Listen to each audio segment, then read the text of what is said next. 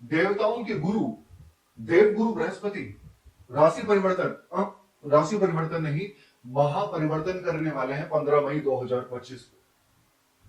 यह गुरु का महापरिवर्तन पूरे एक साल के लिए मकर राशि के जीवन में क्या फलाफल लेकर आएगा, जिनकी शनि की 7.5 भी खत्म हो चुकी है। अब ये गुरु का महापरिवर्तन आपके लिए कैसा रहेगा, बहुत डिटेल में आपको सब कुछ समझाने वाला हूं कि गुरु आपकी राशि से कौन से हाउस में आएंगे, कहां पर उनकी दृष्टि पड़ेगी और किस तरीके का रिजल्ट यानी कि आउटपुट आपको देखने को मिल सकता है। दोस्तों, देवगुरु का परिवर्तन बहुत महापरिवर्तन इसलिए माना जाता है, बहुत इंपॉर्टेंट, बहुत महत्वपूर्ण इसलिए होता है क्योंकि ये पूरे एक साल के बाद परिवर्तन करते हैं।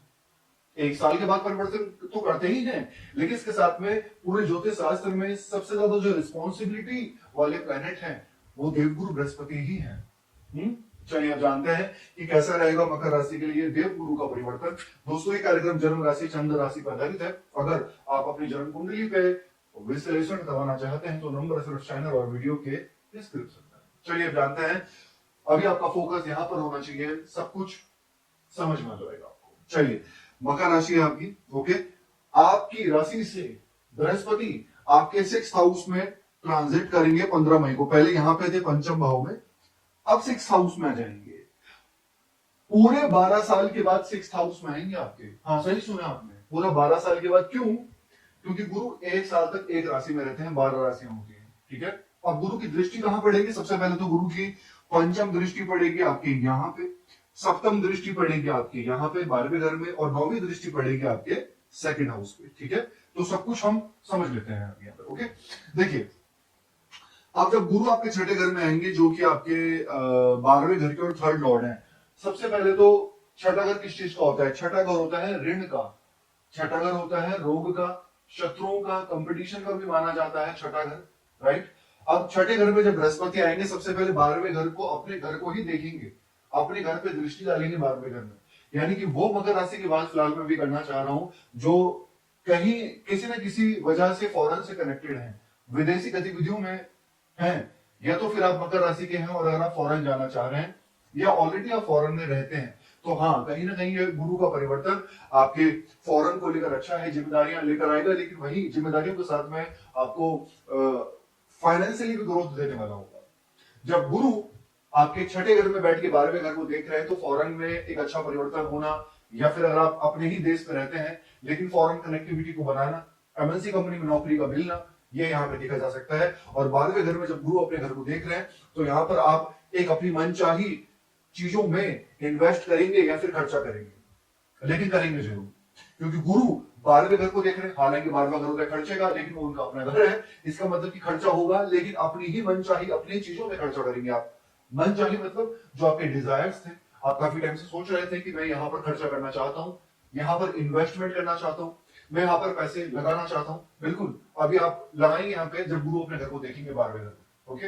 अब गुरु आपके तीसरे घर के स्वामी होके 12वें घर, यहाँ पे मुझे ऐसा क्यों दिख रहा है कि यात्राएं बड़ी कनेक्टेड हो रही हैं, क्योंकि तीसरा घर भी यात्रा का होता है, शॉर्ट ट्रैवल का, 12वां घर विदेश ट्रैवल का होता है, ठीक है। और गुरु 12वें घर को देख रहे हैं, यहां पर ट्रैवलिंग बड़ी जो है वो प्रोमिनेंट दिखा रहा है। इसका मतलब कि आपकी travelling, short travelling, long travelling, tour and travel का काम है, ट्रांसपोर्टेशन का काम है, मार्केटिंग का काम है, या फिर आपकी ट्रैवलिंग बहुत ज्यादा बढ़ सकती है, यहाँ पर ऐसा दिखाई दे रहा है। और एक चीज और कहूंगा आपसे कि अपने काम को लेकर ज्यादा ट्रैवल हो सकते हैं। अगर आप व्यापार करते हैं, मकर राशि के हैं, और अगर आप बिजनेस करते हैं तो बिजनेस को लेकर ट्रैवल बढ़ सकते हैं। आपके गुड फॉर्म में, आपकी कहीं ना कहीं पॉजिटिव वे में दिखाई दे रहा है कि अपने अच्छे काम के लिए आप ट्रैवल कर सकते हैं, ये यहाँ पे दिखाई दे रहा है। अभी एक बात और कहूंगा आपसे कि गुरु जब 6ठे घर में खुद आए हैं तो गुरु जो है वो लीवर के, डाइजेशन के, स्टमक फैट के,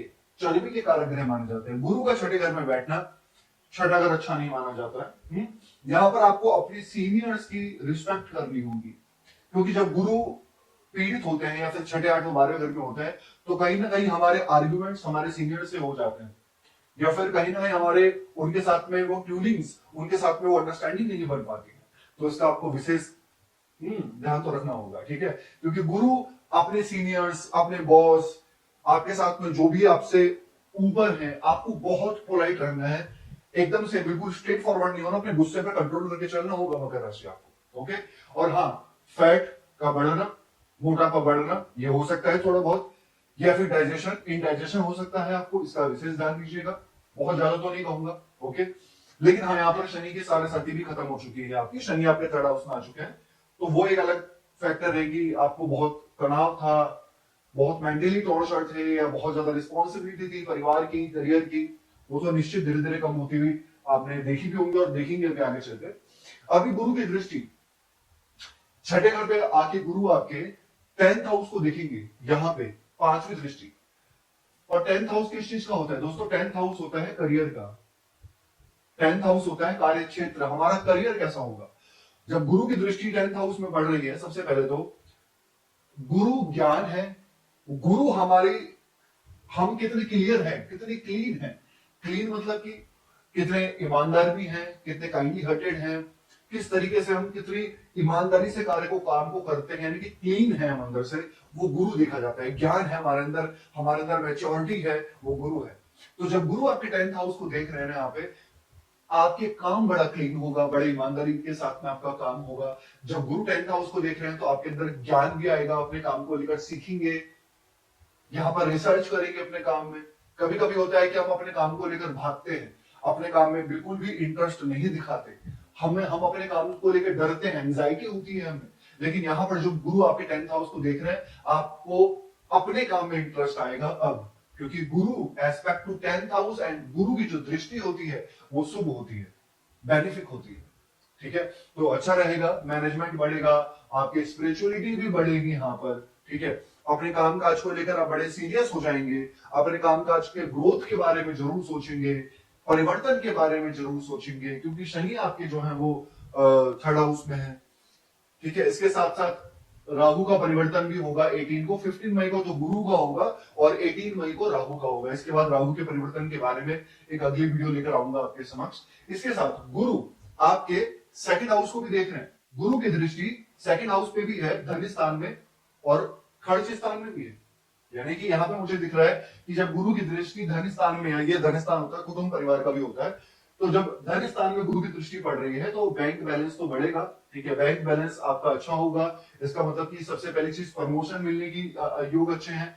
जिनके पास में नौकरी नहीं थी या आप सर्च कर रहे थे काफी टाइम से, तो हाँ, एक तो साढ़े साथी खत्म है, वो भी एक अच्छा पॉजिटिव है, तो यहाँ पे नौकरी मिलने की पॉसिबिलिटी गुरु के परिवर्तन से काफी ज्यादा अच्छी है। दोस्तों, गुरु का सेकंड हाउस में देखना कुटुंब परिवार में, यहाँ पर मकर राशि एक चीज तय है कि अगर आप मैरिड है तो फैमिली प्लानिंग के बारे में सोच सकते हैं, क्योंकि गुरु की दृष्टि, गुरु ब्लेसिंग वाले प्लेनेट है और ब्लेसिंग पड़ रही है आपके सेकंड हाउस पे, कुटुंब और परिवार में, यानी कि परिवार में खुशहाली आ सकती है। अगर हम संतान की बात ना करें, वैसे भी बात करें तो परिवार में खुशहाल, वहां का जो माहौल यानी जो एनवायरमेंट है वो बहुत आपको पॉजिटिव देखने को मिल सकता है यहाँ पे। ठीक है, क्योंकि गुरु जब सेकंड हाउस को देखते हैं तो वाणी में भी मधुरता लेकर आते हैं, तो ये बहुत एक अच्छी चीज है। और हाँ, यहाँ पर जब गुरु कुटुंब को देख रहे हैं तो कुटुंब परिवार भी आपका बन सकता है, यानी कि अगर आप अनमैरिड हैं तो बातचीत चल सकती है, कहीं हो सकती है, ये चीजें भी यहाँ पे दिख रही है। ठीक है, बस आपको चीजों का आपको विशेष ध्यान रखना है कि अननेसेसरी खर्चे ना हो, इसका ध्यान दें। बहुत क्लीन डाइट आप ले, यानी कि अच्छी डाइट फॉलो करें। यहाँ पर नहीं तो आपको मोटापा बढ़ना, या फिर आपको इंडाइजेशन होना, या फिर आपको लीवर कहीं ना कहीं स्टमक गड़बड़ होना, ये आपको थोड़ा सा ध्यान रखकर चलना होगा। और खासकर जब आप ट्रैवलिंग करते हैं तो विशेष आपको ध्यान रखना ही होगा। ठीक है, ये बताया दोस्तों गुरु का महापरिवर्तन मकर राशि के लिए कैसा रहने वाला होगा, क्या उपाय करने चाहिए आपको। सबसे पहले तो आपको दोस्तों हनुमान चालीसा का पाठ फॉलो करना चाहिए। आपकी राशि के स्वामी बनते हैं शनि, तो शनि का बीज मंत्र आपको करना चाहिए। ओम प्राम क्रीम प्रोम सा शनिश्चराय नमः 108 बार। उगते हुए सूर्य को आप जल चढ़ाइए तांबे के लोटे से, बहुत अच्छा रहेगा आपके लिए। कैसे लगी आपको वीडियो? लाइक कीजिएगा, शेयर कीजिएगा, बने रहिएगा हमारे साथ। धन्यवाद।